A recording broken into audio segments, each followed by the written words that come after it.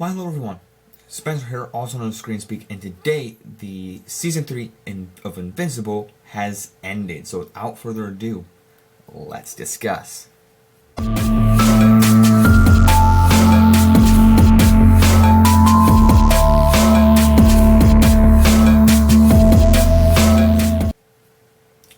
Alright guys, what a season. Right out of the gate here, I'm going to say that this season has boosted up Invincible to my top 3 shows of all time. It's really that good of a show, and it's just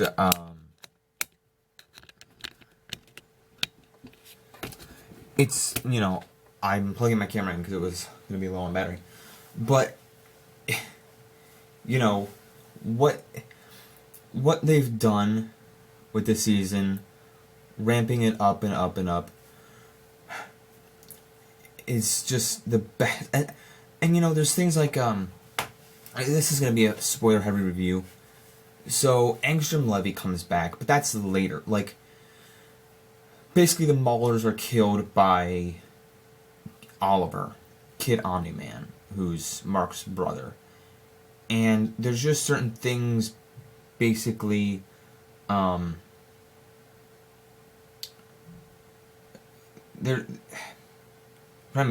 I don't know what episode 4 was about, but, oh no, that's right. Episode 4 was the alternate universe where the two characters voiced by Miguel, Zodo Maduendia, who play Miguel, and Cobra Kai, who were stealing the Declaration of Independence in episode 1. By the way, Simu Liu, Shang-Chi is also voicing this. His name is Multipal, the brother of Duplicate. And I just love all the voice talent in this. It's superb. And, but like I was saying, his character, the two twins, in episode 4, they went to an alternate universe where there's an alternate immortal, and Invincible had to take him down and demolish him. And I thought that was an odd episode, not to go into a different universe, but just how it... I just don't know how it fit in. It felt like a filler episode where it was still cool to watch, but then at the end, Mark and Eve are trying to have their first date, and they get in a relationship. And there's also, later down the line, when there's a guy who plays Jesse in Breaking Bad, who is a voice in this show, and becomes Powerplex, a villain Powerplex, and then there's this whole dragon thing. There's all these things that are set up, like, that might come back, and then, like, things that are teased at the end of the season, which is unbelievable. And it's like, like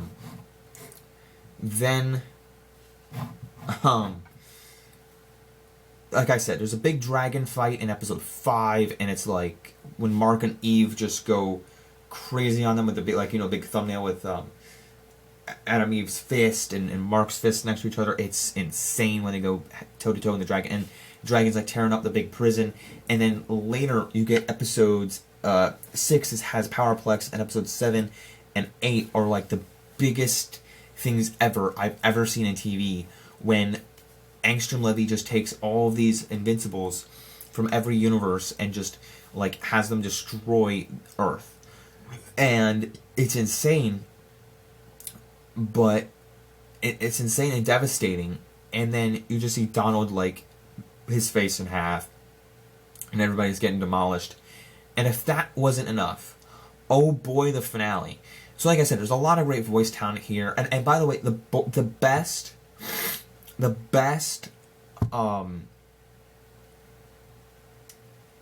Invincible title card is the Powerplex episode 6. It's literally like, I want Invincible, or no, it's like, where is when I need when, like, it just keeps popping up, the Invincible bonk, bonk, and then it's like, what do I want? I want the truth. I want justice. I want... It's just like, oh my god, dude. It was like 5 times. And then Ben Schwartz's character, Shapeshifter, comes in, and I'm like, that's hilarious. And then he's like, oh, I can be invincible if you want. Like, that... It was the most hilarious title card and the best title card I've ever seen. in this show, and probably any show, like, I love theme songs from shows, but this, when there is no, I mean, there's an end credits sequence, there's like a main theme of Invincible, there is, it's just not shown at the beginning, like, it's not like a Breaking Bad theme, or like a Stranger Things theme, or like a Rick and Morty theme, you know, but the title cards are genius in this show, and this one was the best yet. So anyway, I laughed at that. I think my weakest thing, before I get into the finale, and there's something else I want to mention from the penultimate episode, but one of the weakest things I think of this season, well, there's something else I'm going to mention that I wish would have happened, but it's not a bad thing. But my weakest thing is the relationship between Mark's mom and Paul. Also, by the way, I was getting really, like, I'm missing the word, like, screwed up, annoyed that they brought in a guy named Paul to be her new love interest when they literally have a guy named Multi-Paul. I don't know, it's a little nitpicky thing, but I'm like, alright, you introduced a guy, a super powered person called Multi-Paul, and then the first guy that you make date Mark's mom, his name is Paul. Just a little, you could have been different about it, but that's just me. I digress. But yeah, that's just a nitpicky thing. But I thought that their relationship did nothing.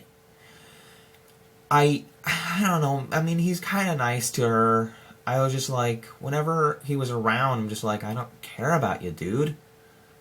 And don't get me wrong, I'm not saying that I want Debbie to go back to Omni-Man. And the funny thing is Omni-Man's like, I miss my wife at the end of the last season.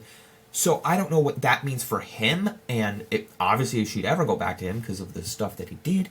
But at the same time, I'm just like, I don't care about this new relationship.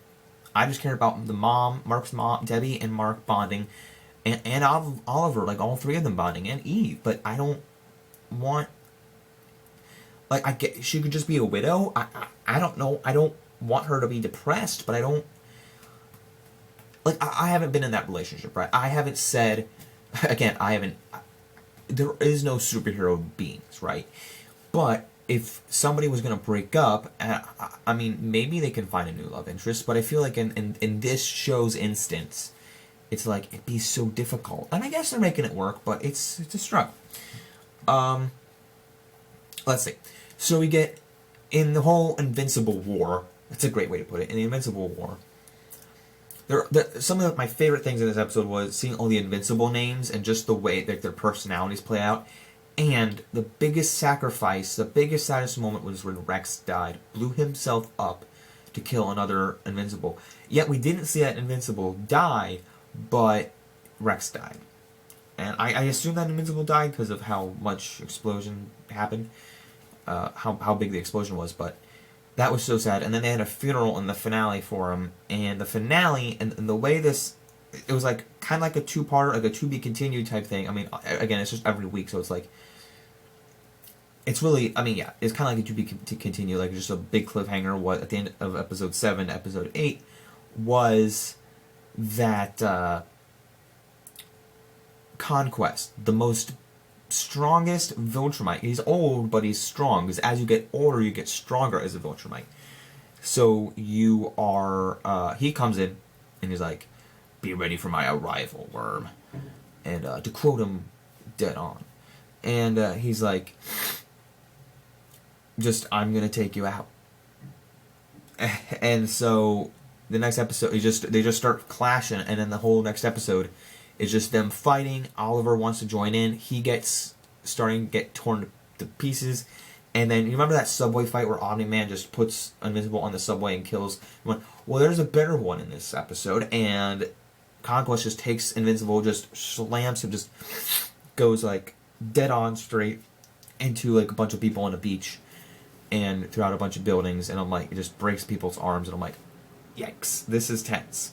So there's lots of great fights in this season. By the way, my favorite, I love Machine Head and their group, what they got going on. All the villains. I just wish, like, all these villains now, like you know, the group that Machine Head has and the Stone guy, like there's the episode with the dragon. Like, alright, So, you knew this big Viltrumite fight happened. Do you want to team up and take him down? Now, again, the guy is theoretically dead. Mark thought that he killed Angstrom Levy, because the Angstrom Levy fight, like, Oliver was telling Mark to kill Angstrom, because, you know, Oliver killed the Maulers. And in the finale, Mark was like, you're right about Angstrom twins, or you're right about the Mauler twins, you're right about Angstrom. I won't let any of them near my family and gotta kill him. So that's the way the season ends. And there's a bunch of teases, like Angstrom got his arm back, and so he's still out there. There's some of these like weird alien shapeshifters underground on the Earth. So they're there, teasing up that, and Mark and Adam Eve. Oh, that's probably why I call them Adam and Eve.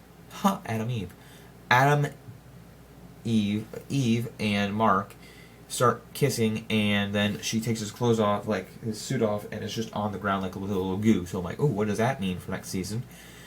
Learning more about her powers, and then we get teased by the Hellboy-looking guy. He's back from season 1, and